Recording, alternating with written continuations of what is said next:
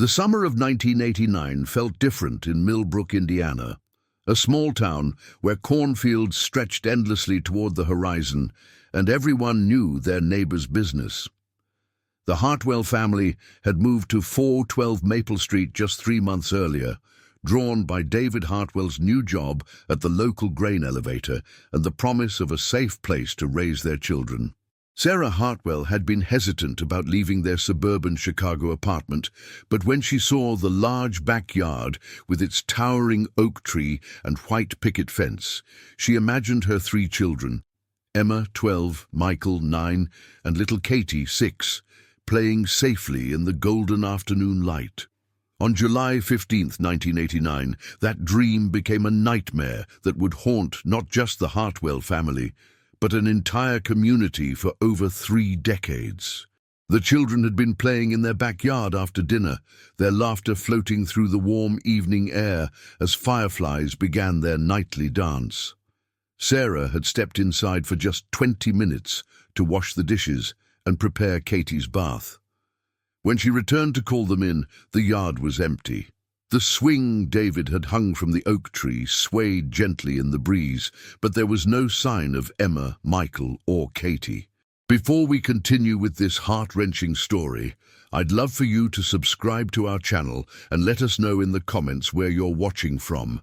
Your support helps us bring these important stories to light. Now, let's return to that terrible night in Millbrook. The initial police response reflected the mindset of small-town America in 1989. Sheriff Robert Kowalski, a man in his 50s who had never dealt with anything more serious than cattle theft and domestic disputes, initially suggested the children might have wandered into the surrounding farmland, chasing fireflies. "Kids get distracted," he told the frantic parents. "They'll turn up by morning, probably sleeping in some farmer's barn." But as the hours passed and volunteers with flashlights combed through acres of corn and soybean fields, calling the children's names into the oppressive July darkness, it became clear that this was no childhood adventure gone wrong. The house at 412 Maple Street sat on the edge of town, where suburban lawns gave way to agricultural land. Behind the Hartwell property, a narrow gravel road led to the abandoned Prescott farm, its weathered barn and empty silos standing like monuments to Indiana's changing agricultural landscape. The children's bicycles were found neatly arranged against the garage, their shoes lined up on the back porch where Sarah had insisted they leave them. Nothing was missing from their rooms, not clothes, not toys, not the small amounts of allowance money they kept in their piggy banks. Detective Linda Martinez arrived from the state police the following morning, bringing with her the kind of methodical approach that the case desperately needed. A woman in her early 30s with dark hair pulled back in a practical ponytail. Martinez had worked missing persons cases in larger cities and understood that the first 48 hours were critical. She immediately noticed what the local police had missed. The gate in the backyard fence, which led to the gravel road behind the property, stood slightly ajar. Sarah insisted she always kept it latched, a precaution born from her urban upbringing.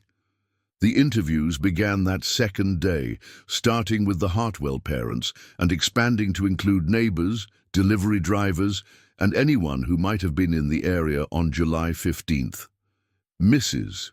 Eleanor Brennan, the elderly widow who lived across the street, remembered seeing a dark-colored van parked on the gravel road that afternoon, but she couldn't provide more details.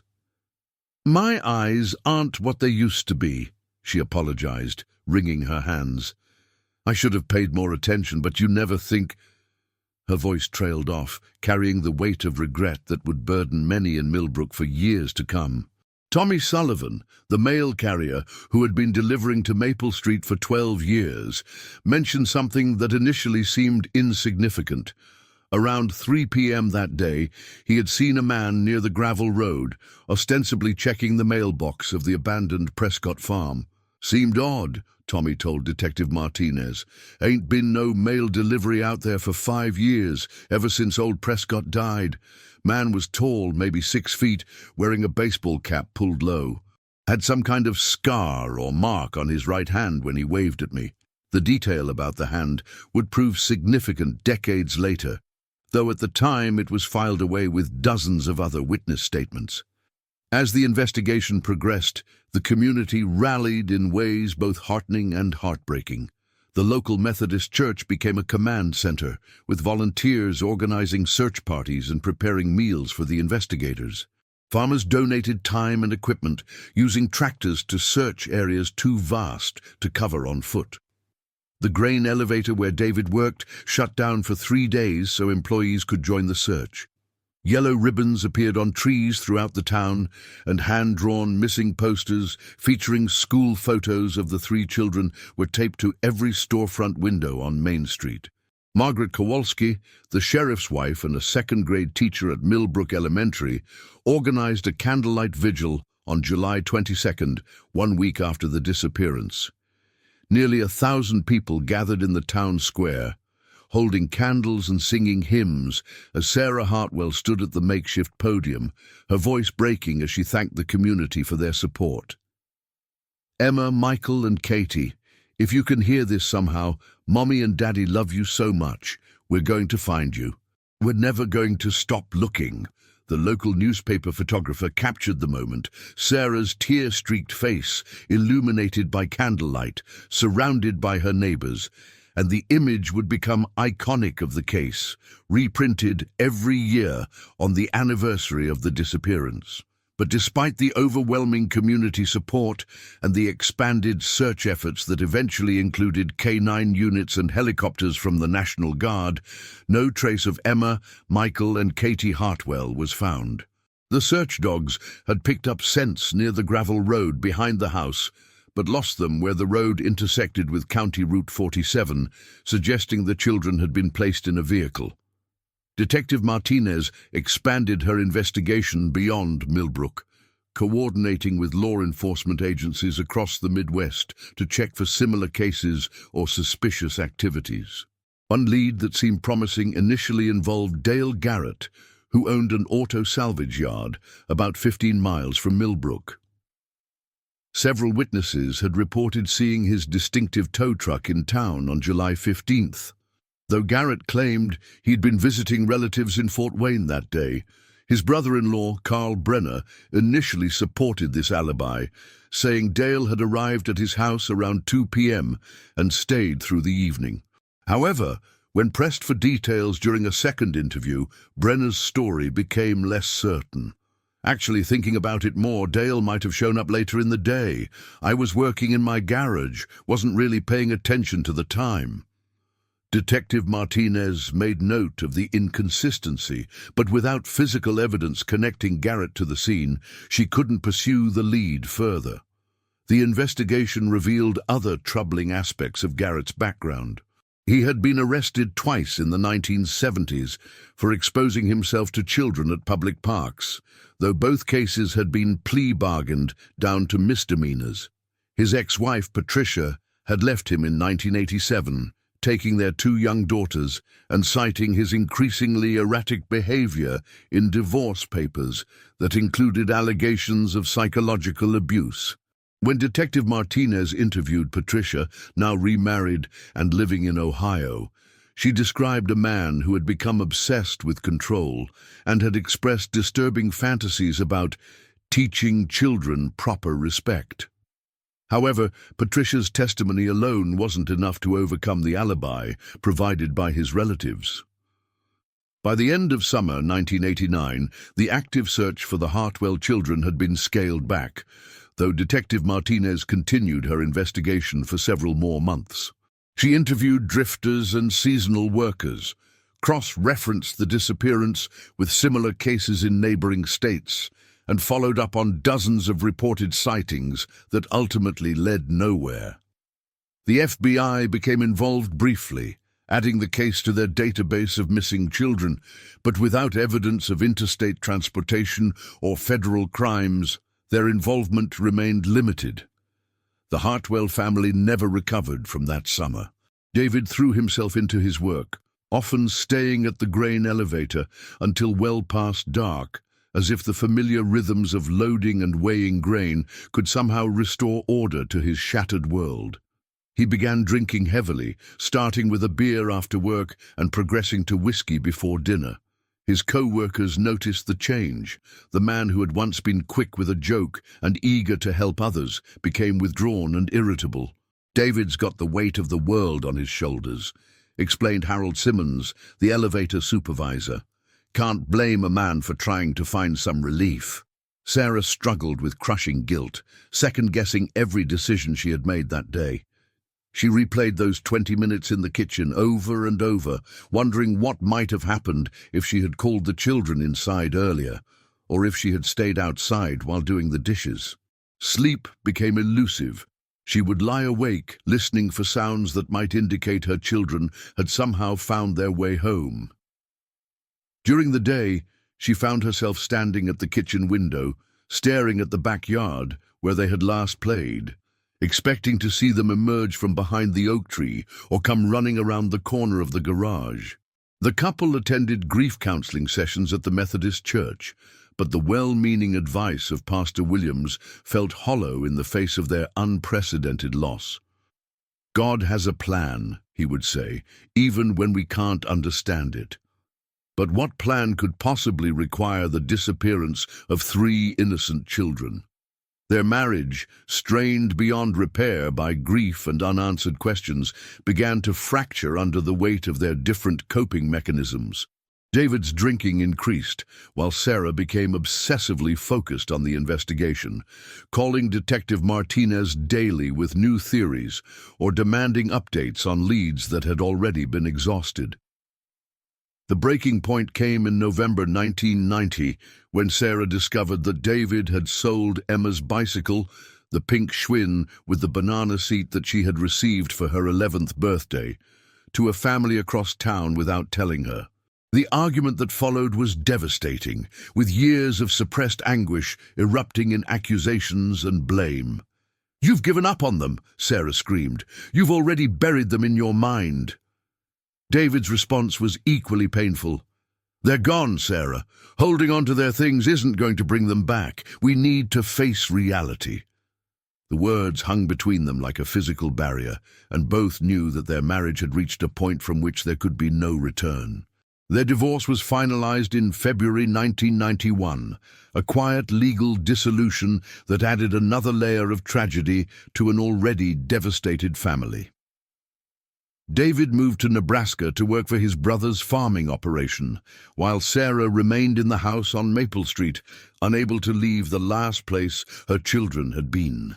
She kept their rooms exactly as they had been on July 15, 1989, down to the last detail: Emma's books arranged on her shelf, Michael's baseball cards scattered on his desk, Katie's stuffed animals positioned precisely as she had left them. Detective Martinez retired in 2003, but she never stopped thinking about the Hartwell case. She kept copies of all the files in her home office, occasionally pulling them out to review when new investigative techniques became available. DNA analysis had advanced significantly since 1989, but without physical evidence or remains, there was nothing to test. Missing persons databases had expanded and become interconnected, allowing for broader searches across state lines, but no matches were found. Martinez often wondered if she had missed something crucial in those early days, some detail that might have led to a different outcome. The detective maintained periodic contact with Sarah Hartwell, calling every few months to check in, and occasionally sharing information about new leads or investigative approaches. These conversations were difficult for both women. Martinez carrying the professional burden of an unsolved case, Sarah clinging to hope that someday there would be answers. "I know they're out there somewhere," Sarah would say during these calls. "I can feel it. A mother knows." Martinez never had the heart to suggest that after so many years, the children were almost certainly dead. Dale Garrett continued to operate his auto salvage business throughout the 1990s, gradually expanding the property and accumulating hundreds of junked vehicles in various states of decay. Neighbors occasionally complained about the unsightly conditions and the smell of motor oil and rust that seemed to emanate from the property, especially on hot summer days. However, the business was located in an unincorporated area of the county, where zoning regulations were lax, and Garrett had permits for his operations. In 1993, Garrett was arrested again, this time for aggravated stalking after following a young mother and her children through the grocery store and then to their home. The woman, Jennifer Walsh, reported that Garrett had approached her in the parking lot, asking inappropriate questions about her children's ages and school schedules. When she refused to engage with him and hurried to her car, he followed her home and sat in his truck outside her house for over an hour. The charges were eventually dropped when Garrett's lawyer negotiated a plea deal that included mandatory counseling and a restraining order requiring him to stay away from the Walsh family. Detective Martinez learned about this incident when she conducted her annual review of the Hartwell case files, checking for any new information about persons of interest. The pattern of behavior described in the Walsh case was consistent with her profile of the potential perpetrator in the children's disappearance. Someone who targeted families with children and displayed concerning interest in their daily routines. However, without new physical evidence linking Garrett to the Hartwell case, the information remained circumstantial. The town of Millbrook itself changed gradually over the decades. New housing developments replaced some of the farmland, bringing in young families who had never heard of the Hartwell children. The grain elevator where David had worked was demolished in 1998, replaced by a strip mall anchored by a discount store and a pizza chain restaurant. Main Street struggled as businesses moved to a new shopping center built near the interstate highway where travelers could stop for gas and fast food without ever entering the old town center. But the yellow ribbons remained on the old oak trees, faded now and frayed by weather and time, silent witnesses to a community's enduring hope and pain. Every July 15th, Sarah would place fresh flowers beneath the oak tree in her backyard, sometimes joined by neighbors who remembered the children. Mrs. Eleanor Brennan, despite her advancing age and failing eyesight, never missed these annual memorials, carrying the guilt of the van she had seen but couldn't describe in sufficient detail to help the investigation. Sarah Hartwell became something of a local fixture, the quiet woman who could be seen walking through town at dusk, her eyes scanning faces as if she might somehow spot her children among the strangers. She attended every town council meeting, advocating for better street lighting and organized neighborhood watch programs. Her presentations were always the same, a passionate plea for safety measures that might prevent another family from experiencing her loss. Council members found her dedication admirable but heartbreaking. This woman who had channeled her grief into a crusade for community safety. She volunteered at the elementary school, reading to children who were the same ages her own kids had been when they disappeared. Teachers and parents found her presence both inspiring and heartbreaking, a reminder of how quickly life could change and how a mother's love endures even in the face of unbearable loss.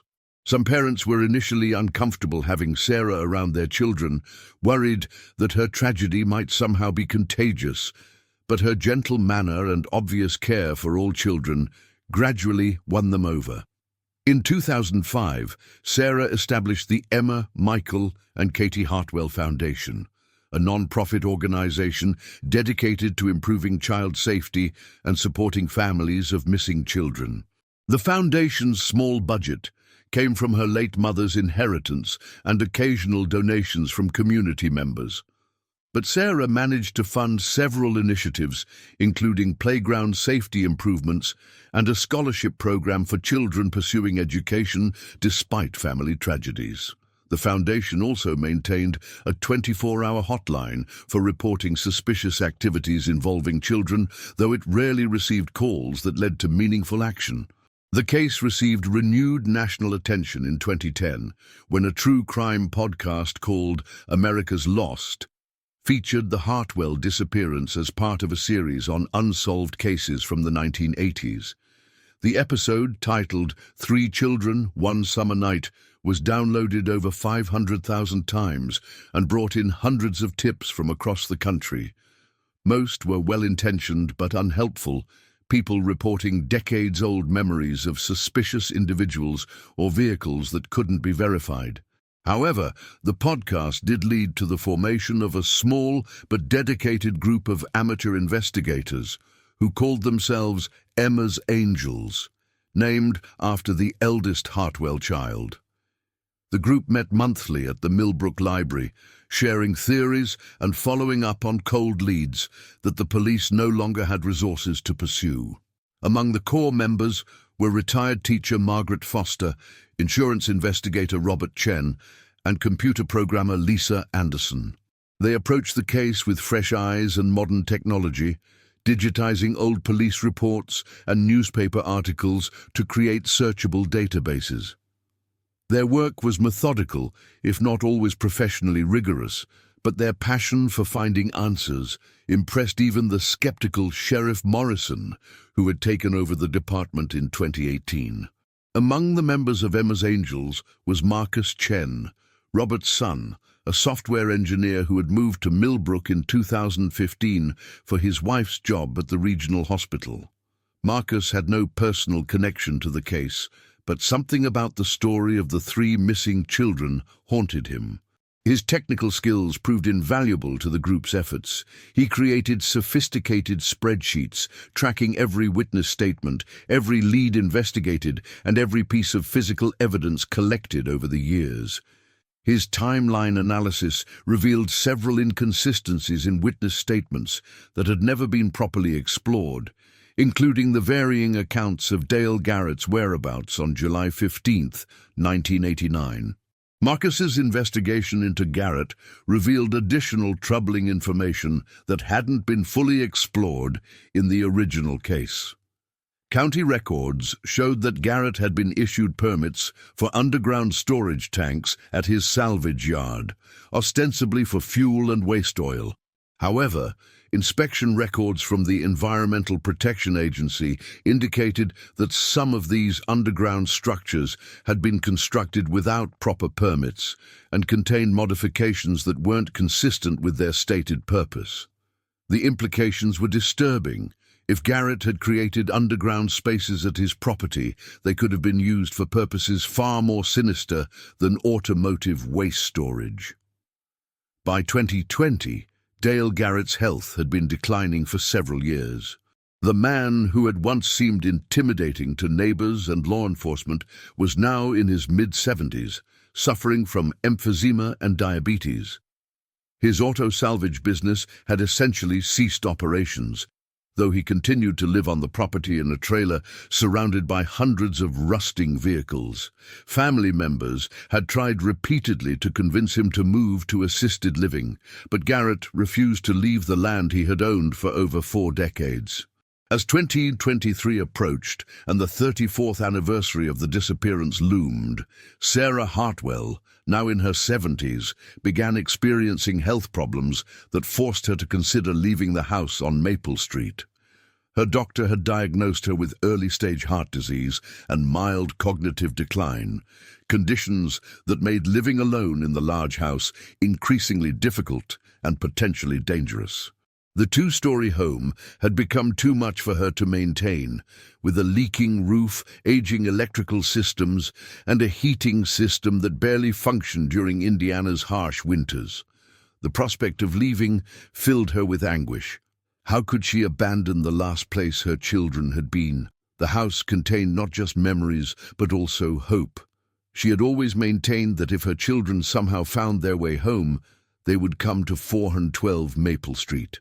Her bedroom window faced the backyard where they had last played, and she spent hours each day watching for movement near the oak tree or the back gate. The thought of strangers living in the house, possibly changing the rooms where her children had slept, felt like a betrayal of their memory. Her nephew, Paul Hartwell, David's brother's son, had driven down from Chicago to help Sarah understand her options. A successful real estate attorney in his 40s, Paul was practical and compassionate, but he struggled to understand his aunt's attachment to what he saw as simply a house. "Aunt Sarah," he said gently, "the memories of Emma, Michael and Katie aren't trapped in these walls. They're in your heart. You can take them with you wherever you go." But Sarah couldn't make him understand that leaving felt like abandoning her children all over again. The process of preparing the house for sale was emotionally devastating. Each room held memories of her children. Emma's bedroom with its carefully preserved collection of books and ceramic horses that she had been saving her allowance to buy. Michael's room where his baseball glove still sat on the dresser, the leather oiled and supple, as if he might return from school any moment to practice his throws against the garage door. And Katie's room with its pink walls and stuffed animals, arranged exactly as she had left them that July evening, including the worn teddy. Bear she had named Mr. Patches. Sarah had kept everything exactly as it had been on July 15th, 1989. Emma's diary still lay open on her desk to the last entry she had made. "Tomorrow we're going to build a fort in the backyard. Michael thinks we should use the old blankets from the garage, but I want to use sheets so we can see out better. Katie wants to bring all her stuffed animals. She's silly, but I love her." The innocence of those words, the simple plans of a 12-year-old girl for a summer adventure that would never happen, brought tears to Sarah's eyes every time she read them. It was during this emotionally draining process that contractors working on necessary repairs made an unexpected discovery. The electrical system in the house was original to the 1960s construction and needed significant updating to meet current safety codes. While working in the basement, electrician Tom Bradley and his assistant were removing old ductwork that had been abandoned when the heating system was upgraded in the 1980s.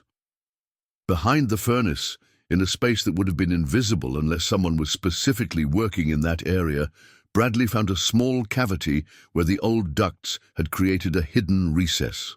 Wedged into this space was a child-sized backpack, dusty and faded, but remarkably well preserved by the dry conditions in the basement. The purple and pink backpack was unmistakably familiar to anyone who had seen the missing posters that had once covered every storefront in Millbrook. It was Emma's school bag, the same one she carried every day to 6th grade at Millbrook Elementary. But according to all the police reports, Emma's backpack had been hanging in the front hall closet when the children disappeared. How had it ended up hidden in the basement? Tom Bradley immediately stopped work and called Sheriff Morrison, who arrived within 20 minutes accompanied by 2 deputies. The discovery scene was carefully photographed and documented before the backpack was removed and taken to the county evidence room. Inside, they found school supplies that would have been typical for a 6th grader in 1989. Pencils, erasers, a small notebook with Emma's name written in careful cursive on the cover, and a few pieces of candy that had long since crystallized but were still recognizable as the watermelon Jolly Ranchers that Emma had loved. Most importantly, the backpack contained a small digital voice recorder, a device that none of the family members recognized. It was the kind of simple recording device that had become popular in the late 1980s. Often used by business people for dictating notes or by children for playing games. The recorder was a basic model, probably purchased at a department store, with simple record and playback buttons and a small LCD display showing remaining recording time. When Sarah saw the backpack, she immediately confirmed it as Emma's, though she was completely puzzled by its location and the presence of the voice recorder. "Emma never had anything like that," she told Sheriff Morrison. "We couldn't afford those kinds of electronic gadgets. And besides, I would have known if she had one. Where could she have gotten it?" The mystery of the recorder's origin would prove less important than its contents. But Sarah's certainty that it hadn't belonged to Emma suggested that someone else had given it to her daughter, possibly the person responsible for their disappearance. The discovery was immediately turned over to the state crime lab for analysis. The lab technicians, aware of the case's significance and the media attention it would likely generate, worked carefully to extract and enhance the audio file. The voice recorder, despite its age, was in surprisingly good condition. The dry basement environment had prevented corrosion of the internal components, and the battery compartment showed no signs of leakage. Using specialized equipment, they were able to recover the complete audio recording without damaging the original device. The recording contained a single file, dated July 15, 1989, the day the children disappeared. When lab supervisor Dr. Jennifer Walsh, no relation to the Jennifer Walsh who had been stalked by Dale Garrett, first played the recording, she immediately recognized its significance. The voice was clearly that of a young girl, speaking urgently but trying to remain quiet. The audio quality was surprisingly good, suggesting the recording had been made in a relatively quiet environment without significant background noise.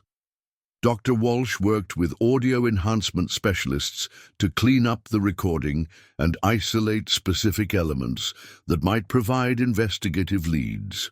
They were able to reduce background noise and amplify certain frequencies to make the voice clearer and to identify subtle environmental sounds that might indicate the location where the recording was made.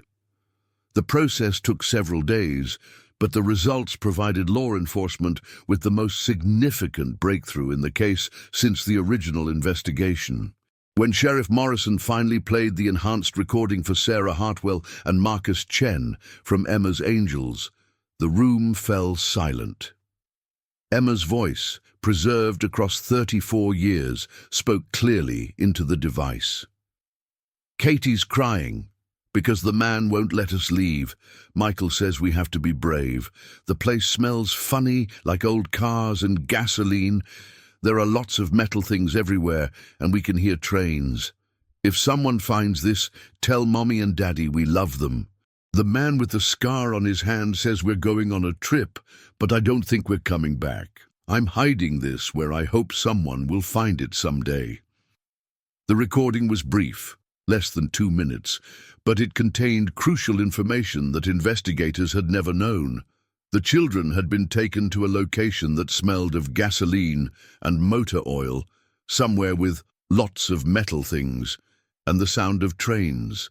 This description immediately brought to mind automotive-related businesses, particularly junkyards or auto repair shops.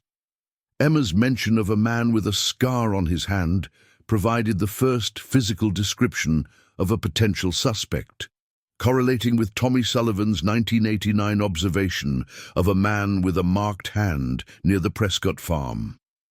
Most importantly, the recording proved that the children had been alive after their disappearance and had been taken to a specific location. Emma's mature vocabulary and clear thinking under extreme duress demonstrated remarkable courage for a 12-year-old. Her decision to hide the recording in a place where it might eventually be found showed that she understood the gravity of their situation and was trying to help investigators even while being held captive. The audio enhancement revealed additional details that weren't immediately apparent in the original recording. Background analysis identified the distant sound of freight train horns, the kind of long, low blasts that carried for miles across flat Midwestern terrain. Specialists estimated that the trains were probably within half a mile of the recording location, based on the volume and clarity of the sound.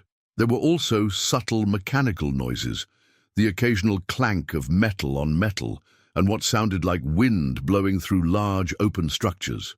Sheriff Morrison immediately launched a renewed investigation, working closely with Detective Martinez, who came out of retirement to assist with the case. They began by mapping all locations in and around Millbrook that fit Emma's description: auto repair shops, junkyards, farming equipment dealers, and any business or property near railway lines. The mention of trains was particularly significant, as a freight line ran through the county, connecting Millbrook to larger cities in both directions. The investigation quickly focused on Garrett's auto salvage, the junkyard that had been a peripheral part of the original investigation. The business was located about 15 miles from Millbrook on County Route 47, in an unincorporated area where railroad tracks ran directly behind the property. Freight trains carrying grain, coal, and manufactured goods passed through the area several times daily, their horns audible from considerable distances across the flat farmland. Dale Garrett had been questioned briefly in the original investigation, as police had interviewed all business owners in the area who might have had contact with children or families. But he had claimed to be out of town visiting relatives on July 15, 1989, and without any evidence to contradict his alibi, investigators had moved on to other leads. His brother-in-law Carl Brenner had supported the alibi, though his later uncertainty about timing had raised some questions that were never fully resolved. Now, with Emma's recording providing new details that specifically matched Garrett's property, authorities obtained a warrant to search the abandoned salvage yard. Dale Garrett had died of a heart attack in December 2022, just months before the voice recorder was discovered, but his property remained essentially unchanged since his death. His nephew, who had inherited the land, had made no effort to clean up the accumulated debris of decades in the auto salvage business. The search of Garrett's property began on a cold February morning in 2024, with investigators, crime scene technicians, and cadaver dogs working methodically through the 40-acre site. The main area contained hundreds of vehicles in various states of decay: rusted sedans from the 1970s stacked 3 high, pickup trucks with engines long since removed, and school buses that had been stripped for parts. The smell that Emma had described in her recording was immediately apparent, a mixture of motor oil, gasoline, rust, and the musty odor of decaying metal and fabric. Behind the main salvage area, investigators found several outbuildings that had been used for storage and automotive work. One structure, partially hidden by overgrown vegetation and stacks of old tires, appeared different from the others. While most of the buildings were simple pole barns with concrete floors, this building had been modified with what appeared to be a basement or underground storage area. The entrance was concealed beneath a heavy steel plate that had been covered with debris, making it nearly invisible unless someone knew exactly where to look. What they found beneath that steel plate would finally provide answers to questions that had haunted Millbrook for over 3 decades. Hidden beneath years of accumulated debris, investigators discovered a makeshift underground shelter that Garrett had apparently constructed in the early 1980s. The space was larger than expected, roughly 12 feet by 20 feet, with a ceiling height of about 7 feet. The walls were lined with automotive parts and tools, giving it the appearance of an underground garage, but the presence of old mattresses, empty food containers, and a chemical toilet suggested it had been designed for human habitation. The underground room contained evidence of long-term use for disturbing purposes. Crime scene technicians found restraints attached to the walls, children's clothing that had been preserved in the dry environment, and most heartbreakingly, items that clearly belonged to the Hartwell children. Michael's baseball cap, the red one with the Indianapolis Indians logo that he had worn constantly that summer, sat on a makeshift shelf alongside other personal effects. Katie's favorite stuffed rabbit, the white one with pink ears that she had named Snowball, was positioned carefully on one of the mattresses, as if someone had tried to create a comforting environment. Emma's influence was evident throughout the space. On one wall, written in pencil in what was unmistakably her careful handwriting, were the words, "Emma, Michael, Katie Hartwell, July 1989, along with their home address. Below that, she had written, "Tell Mommy and Daddy we love them, and we tried to be brave." A drawing, clearly made by Katie's 6-year-old hand, showed a house with stick figures of a family standing in front of it, labeled "Home" in uneven block letters. The discovery provided conclusive evidence of what had happened to the three children, though it also raised new questions about the timeline and Garrett's methods. Forensic analysis would eventually reveal that the children had been held in the underground space for several days before their deaths, explaining how Emma had been able to make her recording and somehow return to hide it in their basement. The presence of the voice recorder suggested that Garrett had given it to the children, possibly as a way to control or manipulate them, not realizing that Emma would use it to leave evidence that would eventually lead to the truth. Further investigation revealed that Dale Garrett had been a predator who had constructed the underground shelter specifically to hold victims for extended periods. Analysis of the space showed that it had been used multiple times over the years, possibly explaining other unsolved disappearances in the region. FBI specialists who examined the site compared it to similar cases across the country, noting the sophisticated planning and construction that had gone into creating the hidden prison. The discovery of additional evidence in the underground room painted a picture of Garrett's crimes that was even more disturbing than investigators had initially realized. Among the items found were journals in which Garrett had documented his activities, written in a code that FBI cryptographers were able to decipher. The entries revealed a pattern of stalking and abducting children that had begun in the early 1980s and continued until at least the mid-1990s. The Hartwell children were not his only victims. Though Garrett himself was long dead, unable to face justice for his crimes, the discovery brought a measure of closure to Sarah Hartwell and the community that had never forgotten them. The evidence finally explained what had happened to Emma, Michael and Katie, confirming that they had died shortly after their abduction, but had shown remarkable courage in their final days. Emma's foresight in hiding the voice recorder had ultimately led to the truth, even though it had taken 34 years for that truth to emerge. Sarah Hartwell stood in the basement of her house on Maple Street one last time before the new owners took possession.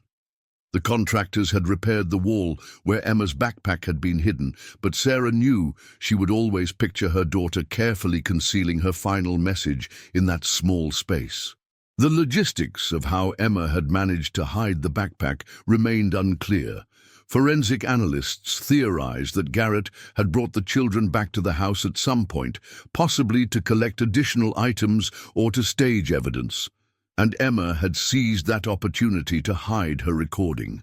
The voice recording had been Emma's final gift to her mother, a message of love that transcended death and time, carrying across 34 years to finally provide the answers that Sarah had desperately needed. Though the discovery couldn't bring her children back, it allowed her to finally understand what had happened to them and to know that they had loved her until the end. The recording also revealed the extraordinary courage her children had shown in their final days, particularly Emma's determination to leave evidence that might someday help investigators find the truth. The yellow ribbons came down from the oak trees in Millbrook that spring, replaced by a memorial garden where the community gathered each July to remember three children whose story had touched so many lives. The garden featured 3 young oak trees, one for each child, surrounded by flower beds that bloomed throughout the summer months. A granite marker bore their names and the words, "Courage lives forever," inspired by Emma's final recording, and the bravery she had shown in trying to help solve her own case. In her new apartment at the senior living facility, Sarah kept Emma's voice recorder on her nightstand, along with photographs of her 3 children taken just weeks before they disappeared. Sometimes, in the quiet hours before dawn, she would play the recording again, hearing her daughter's brave voice speaking across the decades. The message was brief, but it contained everything a mother needed to know: that her children had loved her, that they had tried to find a way home, and that even in their darkest hour, they had hoped that someone would eventually find the truth. The case officially closed in September 2024, but its impact on Millbrook continued long after the investigation ended. The discovery of additional victims through Garrett's journals led to renewed investigations of several other missing persons cases from the 1980s and 1990s. Families who had waited decades for answers finally learned the fate of their loved ones, bringing a sense of closure that had seemed impossible just months earlier. Emma's Angels, the group of amateur investigators who had worked tirelessly on the case, disbanded after the resolution but remained connected through their shared experience. Marcus Chen went on to develop software that helped law enforcement agencies organize and analyze cold case files, technology inspired by his work on the Hartwell case. The group's dedication to finding the truth had played a crucial role in keeping the case alive when official resources were limited, demonstrating the power of community involvement in seeking justice. The house at 412 Maple Street was eventually sold to a young family with 3 children of their own. The new owners, aware of the home's history, treated it with respect while slowly making it their own. They kept the oak tree that had been central to so many memories, adding a swing for their own children to enjoy. Sarah visited occasionally, finding comfort in seeing the house filled with life and laughter again, knowing that Emma, Michael, and Katie would have wanted other children to be happy there. Detective Martinez, now in her 80s, attended the memorial service that marked the official closing of the case. She spoke briefly about the dedication of everyone who had worked to find the truth, emphasizing that justice had ultimately been served not through the legal system, but through the courage of a 12-year-old girl who had refused to let her family's story end in silence. Emma's final act of bravery had ensured that their voices would be heard across the decades, that their lives would be remembered and honored, and that other families might someday find the answers they desperately needed. The story of Emma, Michael, and Katie Hartwell became part of Millbrook's permanent history, taught to new generations as a reminder of the importance of community vigilance and the enduring power of love and courage in the face of unimaginable tragedy. Their names were added to the town's memorial wall, not as victims of senseless violence, but as symbols of resilience and hope. 3 children who had faced the unthinkable with bravery and love, leaving behind a legacy that would inspire others for generations to come.